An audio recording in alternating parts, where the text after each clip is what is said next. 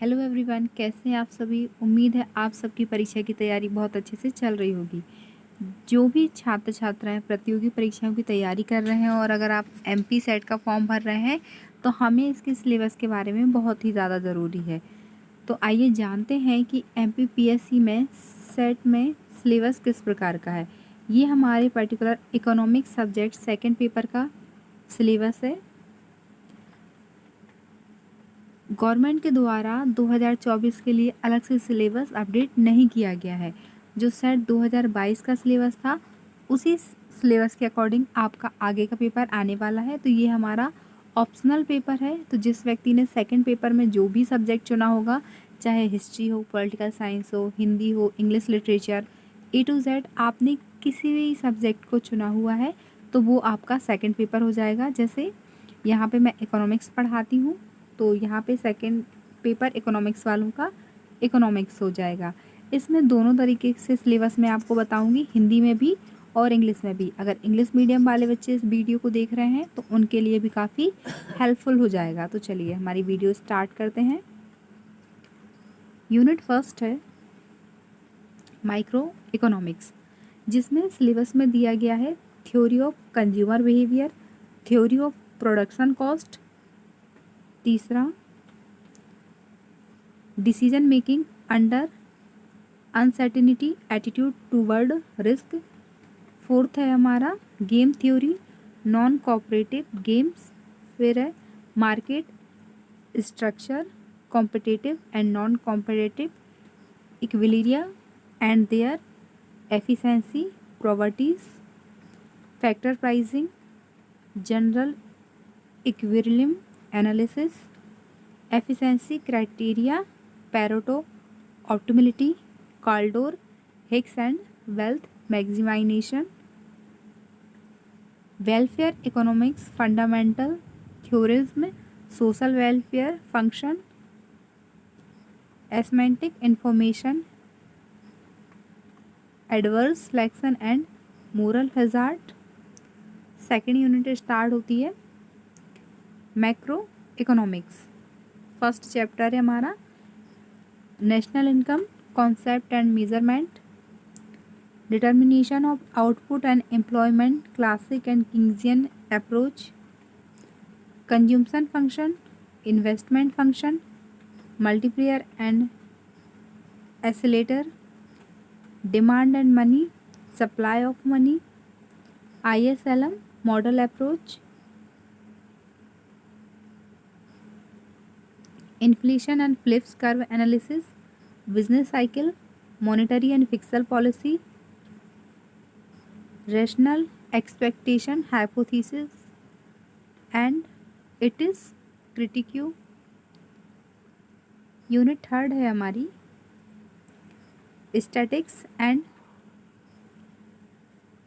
Econometrics. पहला probability theory concept of probability, distribution movement, central limit theorem, descriptive statistics measure of central tendency and dispersion, collection index number, sampling method and sampling distribution, statistical inference, hypothesis testing, linear regression models and their properties blue, identification problem, simultaneous equation models, recursive and non recursive, discrete choice models, time series analysis। Fifth unit mathematical economics, sets function and continuity, sequence series, differential calculus and its application, linear algebra, matrix vector spaces, static optimisation problems and their applications, input output model, linear programming, differences and differential equation with application, unit 5, इसमें हम केवल topic को discuss कर रहे हैं। तो अगर आपके पास PDF आप डाउनलोड कर सकते हैं तो MPPSC की साइट से, ऑफिशियल जो उसकी साइट है एकेडमिक वाली, उससे आपको सिलेबस भी मिल सकता है। लेकिन मैं यहाँ पे आपको 1 बाय 1 टॉपिक पढ़ रही हूँ, तो आप चाहें तो स्क्रीनशॉट ले सकते हैं या फिर इस वीडियो को पूरा देख के समझ सकते हैं। 50 यूनिट है हमारी international economics. International trade, basic concept and analytical tools, theories of international trade under imperfect competition, balance of payment, composition, equilibrium and disequilibrium and adjustment, matchings, exchange rate concept and theories, foreign exchange market and arbitrage, gain from trade, term of trade, trade multiplier,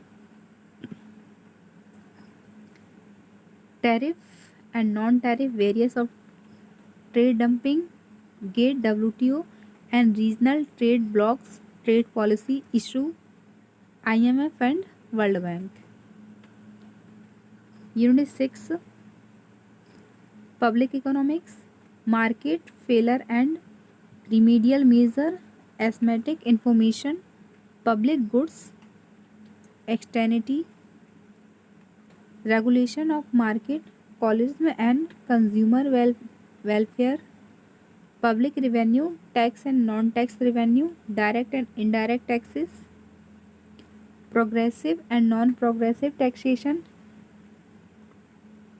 Incidence and Effect of Taxation, Public Expenditure, Public Debt and its Measurement, Public Budget and Budget Multiple, Fiscal Policy and its Implication। इस सारे syllabus को हम हिंदी में भी देखेंगे, तो Hindi medium वाले बिल्कुल भी ना घबराएं कि ये सारा मैम सिलेबस इंग्लिश में ही बता रही हैं। Unit 7, money and banking, components of money supply, central bank, commercial banking, instrument and working of monetary policy, non banking financial institution, capital market and it's regulation. Unit 8, Growth and Development Economics, Economic Growth and Economic Development, Theories of Economic Development, Adam Smith, Ricardo, Marx, Schumpeter, Rostov, Balanced and Unbalanced Growth, Big Push Approach, Models of Economic Growth, Harold Domer, Solow, Robinson, Kaldor, Technical Progress, Disbodies and embodies,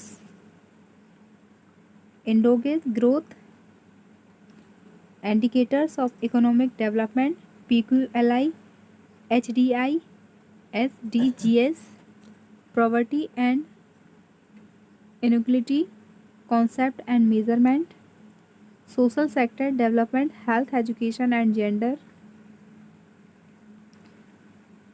Unit 9th, Environmental Economics and Demography, Environmental as a Public Good, Market Failure, Coase Theorem, Cost Benefit Analysis and Comprehension Criteria, Valuation of Environment Goods, Theories of Population, Concept and Measure, Facility, Morbidity या Mortality, Age Structure, Demographical Dividend, Life Table, Migrations. Unit number 10, Indian Economic Growth in India, Pattern and Structure, Agriculture Pattern and Structure of Growth, Major Challenges, Policy Responses, Industry Pattern and Structure of Growth, Major Challenges, Policy and Responses, Service Pattern and Structure of Growth, Major Challenges, Policy and Responses, Rural Development Issue, Challenges and Policy Responses, Urban Development Issue, Challenges and Policy Responses, Foreign Trade structure and direction, balance of payment, flow and foreign capital, trade policies, instruction development, physical and social, public private partnership, reform in land, labour and capital markets, centre state financial relation and finance commissions of India, जिसे हम short में FRBM के नाम से भी जानते हैं, poverty, inequality and unemployment. ये सारी आपकी इंग्लिश में 10 यूनिट थी। अब हिंदी मीडियम वाले बिल्कुल भी ना घबराएं, क्योंकि मैं एक एक टॉपिक आपको हिंदी में भी पढ़ के बताने वाली हूँ। तो ये तो हमारा सेम ही रहेगा कि ये हमारा ऑप्शनल पेपर है, ऐच्छिक पेपर है। जिस व्यक्ति का जो भी सब्जेक्ट से PG है वह इस एग्ज़ाम को दे सकते हैं और असिस्टेंट प्रोफेसर बन सकते हैं। तो हिंदी मीडियम वाले भी अब पढ़ लें एक बार। हमारी फर्स्ट यूनिट है व्यष्टि अर्थशास्त्र। इसमें पहला चैप्टर है हमारा उपभोक्ता व्यवहार सिद्धांत, उत्पादन और लागत सिद्धांत, अनिश्चितता के अंतर्गत निर्णय, जोखिम के प्रति अभिव्यक्ति, गेम सिद्धांत, असहकारी गेम्स, बाजार संरचना, प्रतिस्पर्धात्मक और अप्रतिस्पर्धात्मक साम्यावस्था और उनकी दक्षता के गुण। अगला है हमारा उपदान, कीमत निर्धारण, सामान्य साम्यावस्था विश्लेषण, दक्षता का मापदंड किन के द्वारा दिया गया है, पेरेटो द्वारा, काल्डार, हिग्स, संपदा अधिकतमीकरण। अगला है हमारा कल्याण अर्थशास्त्र, आधारभूत सूत्र, समाज एवं कल्याण प्रकार्य, असममित सूचना, प्रतिकूल चयन तथा नैतिक खतरे। तो ये हमारी फर्स्ट यूनिट है। फर्स्ट यूनिट के अंदर हमको इतनी सारी चीज़ें जो है वो पूछी जाएंगी। यूनिट नंबर 2 है समष्टि अर्थशास्त्र। वैसे भी हम मुख्य रूप से व्यष्टि और समष्टि अर्थशास्त्र को पढ़ते हैं। तो आप अगर किसी प्रकार का कंपटीशन एग्ज़ाम दे रहे हैं तो ये दोनों पेपर तो आपको आएंगे ही। तो इसमें हमारा पहला चैप्टर है राष्ट्रीय आय संकल्पनाएं तथा मापन, दूसरा उत्पादन एवं रोजगार का निर्धारण, परंपरावादी तथा किंग्सियन उपागम, उपभोग प्रकार्य, निवेश प्रकार्य, गुणक तथा त्वरक, मुद्रा की मांग और मुद्रा की आपूर्ति। तो 2 यूनिट। उसके बाद है ISLM, मॉडल उपागम, मुद्रास्फीति और फिलिप्स वक्र विश्लेषण, व्यापार चक्र, मौद्रिक तथा राजकोषीय नीति, विवेकी प्रत्याशा, प्रकल्पना तथा इसकी समालोचना। यूनिट नंबर 3 है सांख्यिकी तथा अर्थमिति। ज़्यादातर स्टूडेंट केवल इस पेपर के कारण ही इकोनॉमिक्स को नहीं लेते हैं, क्योंकि उनको ये यूनिट सबसे ज़्यादा टफ लगती है। तो हम देख लेते हैं इसमें हम कौन कौन सी चीज़ें ले रहे हैं। प्रायिकता सिद्धांत, प्रायिकता की संकल्पनाएं, वितरण, मोन्स, केंद्रीय सीमा सूत्र,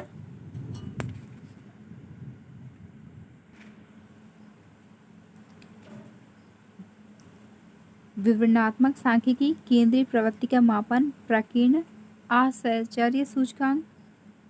अगला है हमारा प्रतीक चयन की विधियां और प्रतीक चयन विवरण, सांख्यिकी अनुमान, प्रकल्पना का परीक्षण, रेखीय प्रतिगमन मॉडल और उनके गुण स्वभाव, BLE जिसे हम ब्लू के नाम से भी जानते हैं, ऑजेंटिफिकेशन प्रॉब्लम, समकालिक समीकरण के मॉडल, पुनः प्रभावी और गैर पुनः प्रभावी असतत चयन मंडल मॉडल, समय श्रृंखला विश्लेषण। यूनिट नंबर 4 है हमारी गणितीय अर्थशास्त्र। पहला सेट, प्रकार, निरंतरता और अनुक्रम माला, दूसरा है अवकलन गणित तथा इसके अनुप्रयोग, तीसरा है रेखीय बीजगणित भित्ति उनके वेक्टर स्पेस अनुप्रयोग, स्थिर स्थिरीकरण समस्याएं, इनपुट आउटपुट मॉडल, रेखीय programming, difference equivalence and differential equivalence और उनके अनुप्रयोग। यूनिट नंबर 5 है हमारी अंतर्राष्ट्रीय अर्थशास्त्र। अंतर्राष्ट्रीय व्यापार, आधारभूत संकल्पनाएं और विश्लेषणात्मक विधियां, दूसरा है अंतर्राष्ट्रीय व्यापार के सिद्धांत। तीसरा अपूर्ण प्रतिस्पर्धा के अधीन अंतर्राष्ट्रीय व्यापार। अगला है भुगतान का संतुलन, संरचना, साम्यावस्था, असाम्यावस्था और समायोजन की क्रियाविधियाँ। विनिमय दर, संकल्पनाएं और सिद्धांत।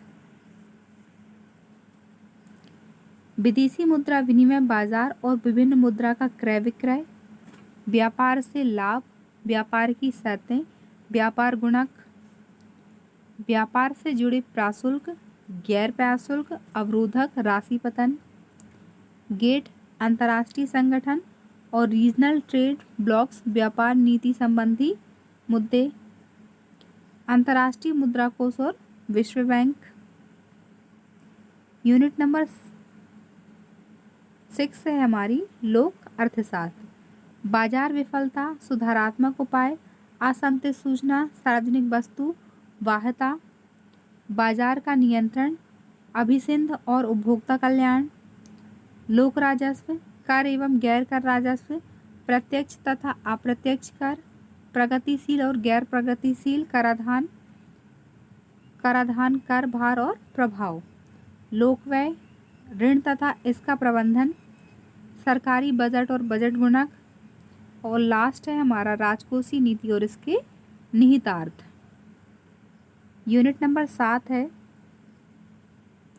मुद्रा और बैंकिंग।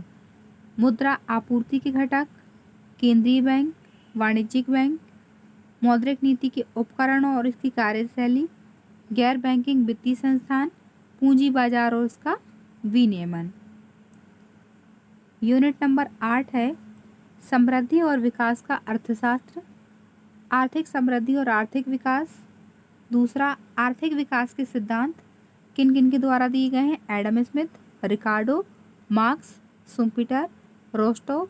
संतुलित और असंतुलित वृद्धि, प्रबल धक्का, उपागम। आर्थिक वृद्धि के मॉडल दिए गए हैं हेरोल्ड डोमर, सोलो, रॉबिन्सन और कार्लडोर। तकनीकी प्रगति, गैर समाहित और समाहित अंतर्जात समृद्धि। आर्थिक विकास के सूचक PQLI, HDI और SDGs। गरीबी और असमानताएं, संकल्पना और मापन, सामाजिक क्षेत्र में विकास, स्वास्थ्य, शिक्षा और लिंग। यूनिट नंबर 9 है हमारी पर्यावरणीय अर्थशास्त्र और जननांकीय। पहला पर्यावरण एक सार्वजनिक वस्तु के रूप में।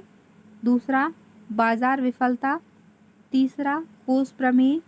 चौथा लागत लाभ विश्लेषण और मुआवजा के मापदंड। अगला है पर्यावरणीय वस्तुओं का मूल्य निर्धारण, जनसंख्या के सिद्धांत, संकल्पनाएं और मापन, प्रजनीयता, रुग्णता और मृत्यु क्रम, आयु संरचना, जननांकीय लाभांश, जीवन सारणी, प्रवास। तो अब हमारी लास्ट यूनिट बची हुई है यूनिट नंबर 10, भारतीय अर्थव्यवस्था।